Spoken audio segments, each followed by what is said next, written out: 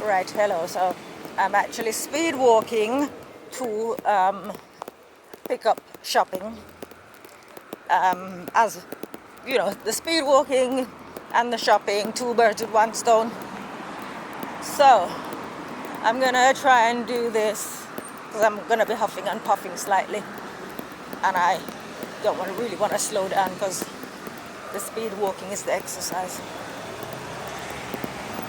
But it's just I have been posting on Facebook this morning because I came across a post which invited people to state who is responsible for the consequences of the vaccine, if you know what I mean. So I posted a comment and I said, individuals are to blame because they had free will and they chose to take it. And what do you know? I got bombarded with invites to what do you call this thing? Telegram groups. Right, so I got people inviting me, come and join this Telegram group where us pure bloods can stand together. This is me paraphrasing. Another one, come and join this vaccine mandate group so we can fight together. Another one, come and join this group and you'll thank me for it. And another one, it was just a link. But there were others yesterday.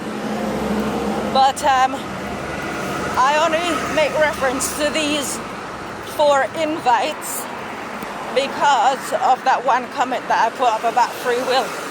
So rather than engaging with me, and you can agree or disagree that people had choice, they choose instead to try and recruit me to come and stand with them. I stand with nobody. Right, hey dog. See, one of the things that people don't understand is things don't just happen. In a long post that I made as a consequence of these interactions, the long post I posted on Facebook, I talked about the consequences of fear. I said fear is the opposite of love. And I'm not going to go into that here, but I will give an example towards the end of this video.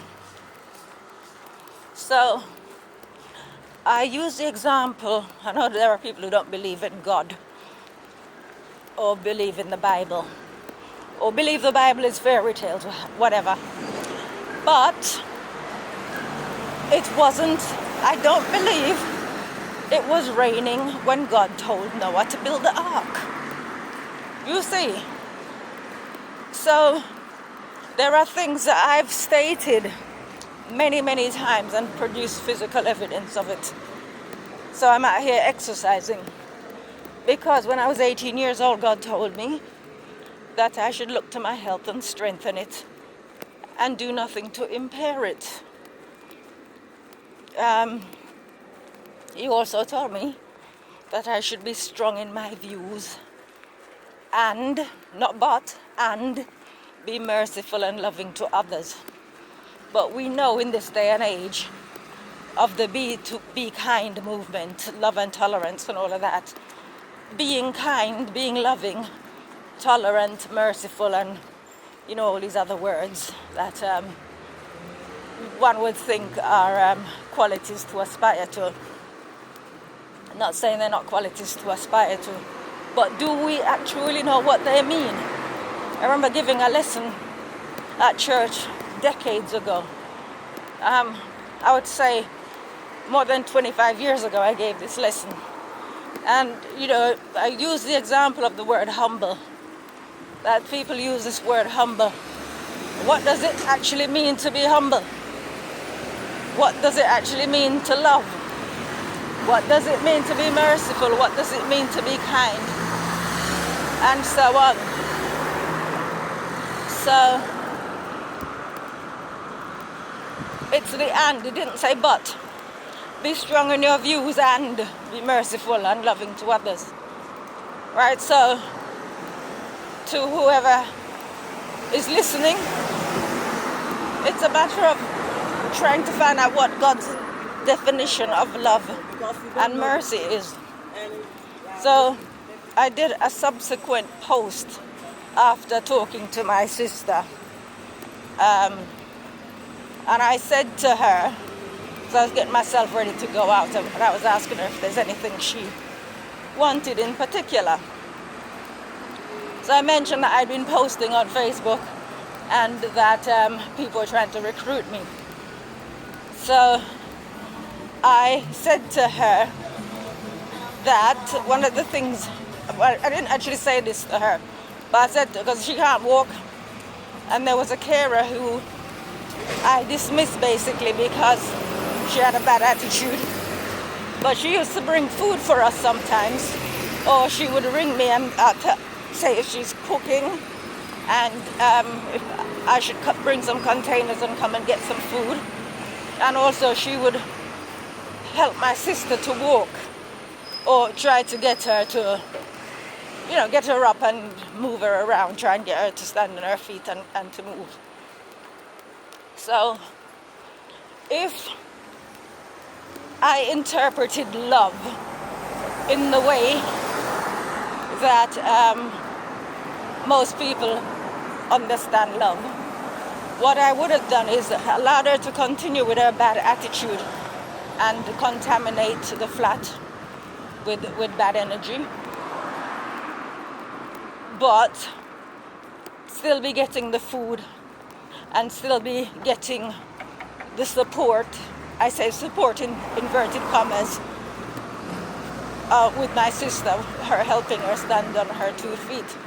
But I used that as an example to my sister, and I said the right thing to do, because she wasn't going to change her attitude, was to get rid of her. This way, there is no bad energy in the flat. Nobody's coming in there and bringing bad energy. But people would say, but you're ungrateful because she did this for you and she did that for you. You don't hear people talking about everything that God does for us and how ungrateful we are because we don't remember Him, we don't trust Him, we don't do anything for Him. You don't hear that, do you? But with material things, this person, or if you want to call it practical help, this person cooked, gave us food. This person was helping my sister to walk around. You should have just ignored her behavior and just allow it. And this is what happened. So what I said to my sister was, they did a con job on the masses when they told them to wear a mask and take the vaccine to protect Granny. People say God is love. If God is love, nobody would die. And I mean love as in the way that people understand love. Because you always hear people lashing out. What kind of God could make an innocent child suffer and die? Well, we say God is love. Obviously, God's love doesn't extend to keeping people alive pain-free indefinitely. But in their rush to save Granny, knowing better, they went ahead for fear of killing Granny and did what they did. And now their eyes have been opened. They want me, somebody like me, to come and rally with them. What for? When I never signed up to anything in the first place. And as well, the fact that with my sister when she first got ill in 2020, the amount of people who hid behind coronavirus and lockdown, we would come and see her, but coronavirus, lockdown, right? So they didn't use that as an excuse. Did coronavirus and vaccines not apply to me also?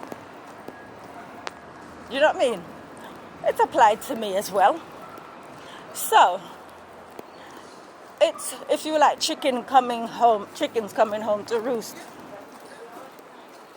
I was left to manage my sister by myself. Therefore, I owe no. Actually, it's not even a case of because I was looking after her by myself, I don't owe anybody anything. Right? In the same way that we have free will and we make choices, with choices come consequences. Everybody knows that. I don't know who doesn't know that by now. And so you consider the consequences. I've been making choices since I was at school. And some choices, people were telling me that I'm young and I'm stupid. At school, I had the opportunity to learn how to type. So, to learn office skills. I declined so that I would never be able to work in an office.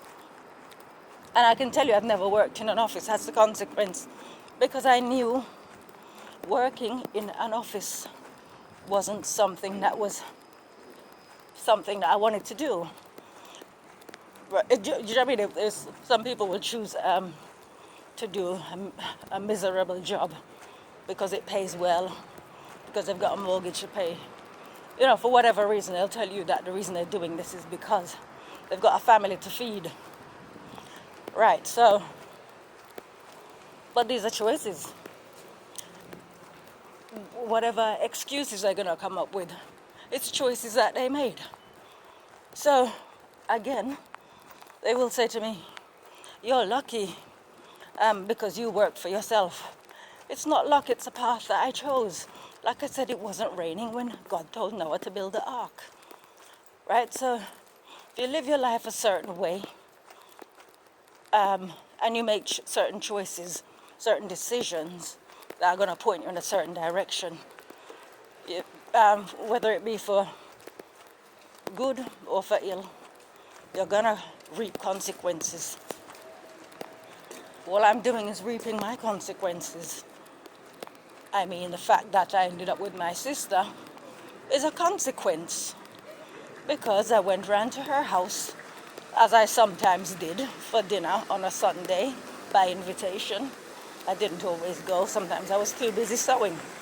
Other times, she would bring the food to me. Right? So with different arrangements. And it's only because I went, I saw a couple of kitchen towels on the kitchen floor, and I asked if they're there for any particular reason. Again, some people wouldn't have noticed the kitchen towels because it's like their sole objective in visiting would be to go and eat the food and leave. Right? So I noticed the kitchen towels, and I asked her, are these here for a reason? She said, they fell and I can't pick them up. So obviously if she can't pick up kitchen towel off the kitchen floor, then there's a problem. And I stepped in, and here I am 2 years later, more than 2 years later, still here. But because I organized my life in the way that I did, God worked it so that I could actually, hello. God worked it so that I could He worked it so that I could actually transport my work and my life into my sister's workplace. Right, I'm going to pause for a second so I can say hello to one of my friends from the gym. Let me just say hi to him. Oh, he's going the other way. Oh, actually, he's on his phone. This is someone I used to see in the sauna. But it's funny because people don't tend to recognize one another. Actually, I shouldn't say that. When I say one another, I dress very differently to how I look when I'm in the sauna. So you wouldn't necessarily recognize me from behind when I'm wearing my clothes. Anyways, but moving on from that. So basically what I'm saying here is we make our choices, and I know even now, as I speak, there are people willing me to fail.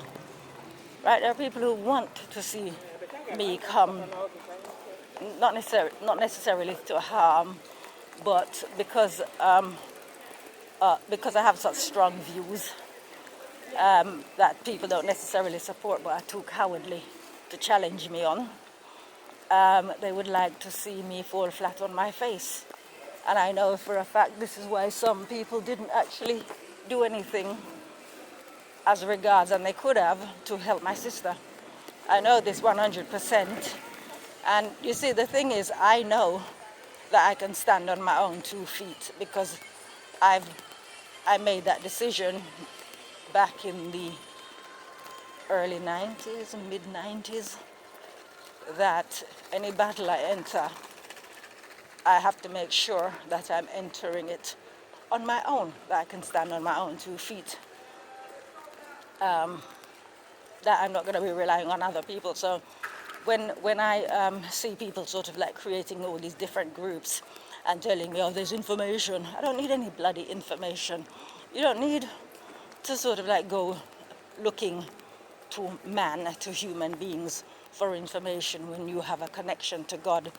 And it's sort of like you've always had that connection, and he gives you instructions, directions, as on a need-to-know basis. Why do you need to sort of go backwards to listening to people who themselves are short on information? You know, so I find it insulting that I can't imagine myself being a part of any such thing. So, as I said, this is just strictly being done out of fear. Fear is what governs.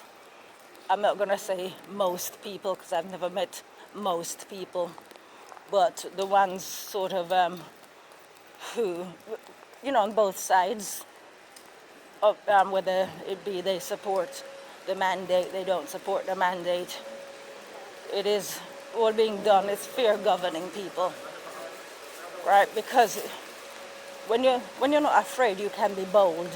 You can take a stand. You can take the stand that you want to take. You don't take the one to say. I remember in the very beginning, someone saying to me, well, you know, just put on the mask because you need to go to the shop to buy stuff. And I used to tell people, if I have to starve, then I'll starve. If the right thing to do is to starve, then that's what I do. I'm not, you know, that's what I'm willing to do. Oh, but you can't think like that. Why not? Why can't I think like that?